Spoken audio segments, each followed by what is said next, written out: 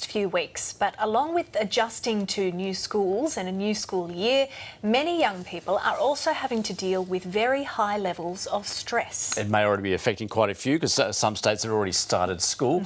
Or one researcher has been studying the effects of yoga and mindfulness on the stress response and believes that we should be introducing yoga into the school curriculum.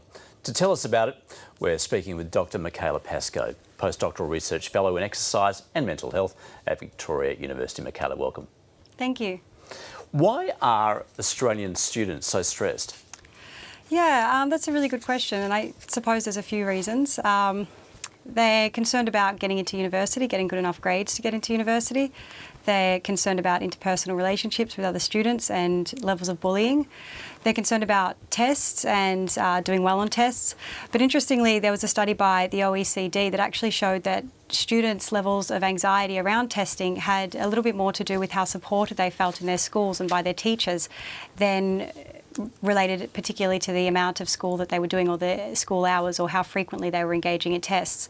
So while testing is an aspect of this stuff and worry about university and grades, students are also feeling like they could have some more support within the school environment. And do those levels of stress increase as the student makes their way through the school system as they get older? That's a very good question as well. Well, what we do know is that students rate dealing with stress is very high in terms of what is important to them in their life and learning great ways to deal with stress, and that has been surveyed in students that are in those higher school years. So it is definitely something that's in the forefront of their minds. And what are the impacts of that stress? Well, students who are highly stressed have poorer engagement with school. They can lose motivation to engage in school, higher levels of dropout. It can impact their grades overall. It can also have very serious mental health implications as well, because high levels of stress in an ongoing manner can result in high levels of depression and anxiety that can follow through into adulthood.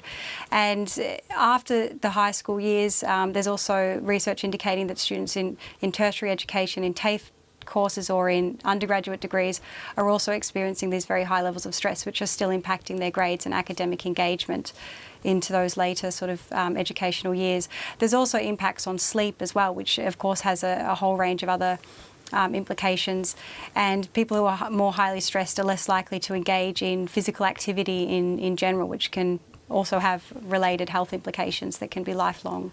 So what's the answer? How do students de-stress? Yeah, well, I would be advocating for schools to be teaching stress management to students as part of the curriculum.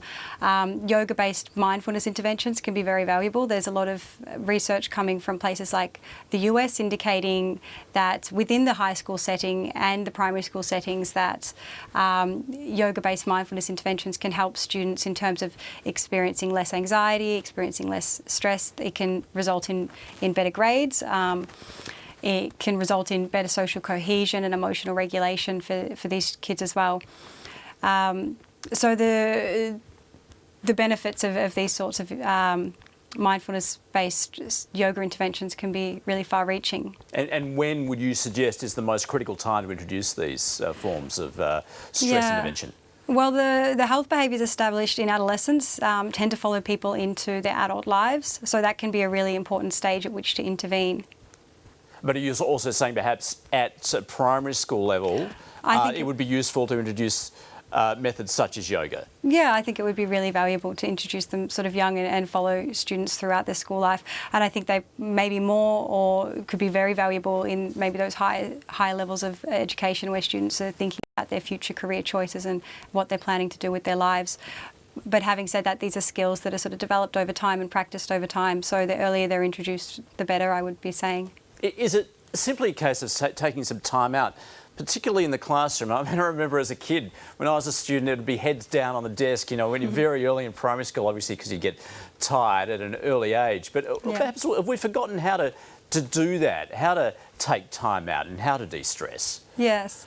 Yeah, and it is a lot about just taking some time out, but it's also a lot about taking time out and paying attention to maybe what you're feeling at the time and approaching that from a perspective of non-judgment and acceptance, instead of saying, oh, I'm feeling stressed, I shouldn't be feeling stressed, why am I always so stressed? Instead of saying, I'm feeling stressed, this is an uncomfortable feeling, it's probably something I don't like very much, but it will pass, and approaching that with sort of this perspective of non-judgment and acceptance, which is sort of one of the key aspects of mindfulness.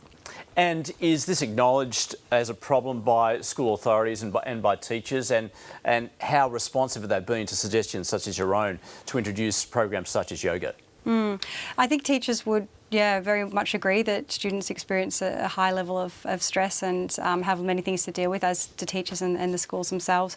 And some schools have been introducing these things in a sort of in a casual or ad hoc manner as part of their curriculum. And some schools have not been doing that. So I think it's really case by case in terms of, who would like to get on board. Dr. Michaela Pascoe, thanks for joining us this morning. Thank you. Well, brace yourself because extreme hot weather is moving east across the country. Dean Scarbossa is a senior meteorologist from the Bureau of Meteorology, and he says temperatures will be well above the average. Generally pretty hot conditions right across the country this Australia Day weekend, but particularly over the